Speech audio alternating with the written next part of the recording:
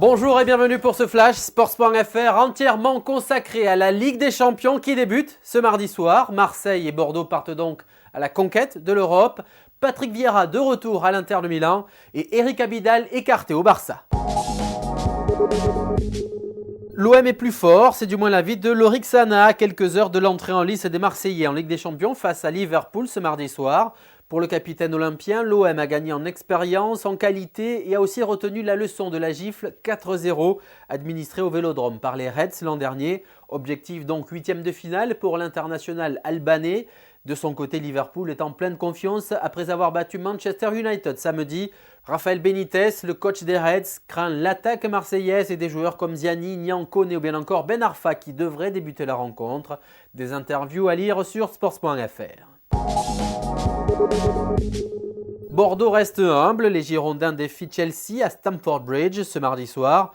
Bordeaux n'a rien à perdre bien sûr face à l'ogre anglais. L'objectif est de prendre un point pour Marouane Chamakh, même si la défense des scapulaires est toujours en chantier. Tremoulinas et Chalmé seront notamment suspendus. À suivre dès 20h45 sur sports.fr. A noter que pour cette première journée de Ligue des Champions, Patrick Vieira devrait être dans le 11 de départ de l'Inter. Les Milanais se déplacent au Panathinaïkos. En revanche, Eric Abidal regardera Barcelone Sporting Lisbonne des tribunes. Il a été écarté par son entraîneur, mais Thierry Henry effectue lui son retour dans un groupe en mal de confiance. Enfin, je vous rappelle que Lyon accueillera mercredi la Fiorentina.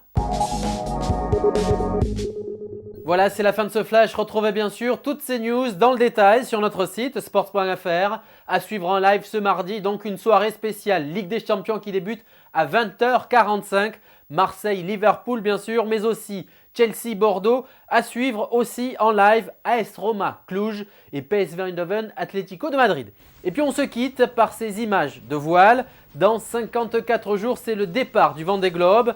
Départ du Tour de Monde en solitaire le 9 novembre prochain des Sables d'Olonne. Nous le suivrons bien sûr en quotidienne sur sports.fr. Salut, à demain. C'est ça ce qui fait la magie. C'est que c'est vachement simple. Il suffit de dire à un môme de 4 ans ou à une vieille dame de 99 en disant voilà, il y a un petit bonhomme qui est tout seul sur un bateau qui fait le tour du monde. Elle a compris. Si en plus on lui dit que il y a des albatros, des icebergs, des machins et qu'elle a lu Jules Verne entre temps, et ben voilà, et la magie est là en fait.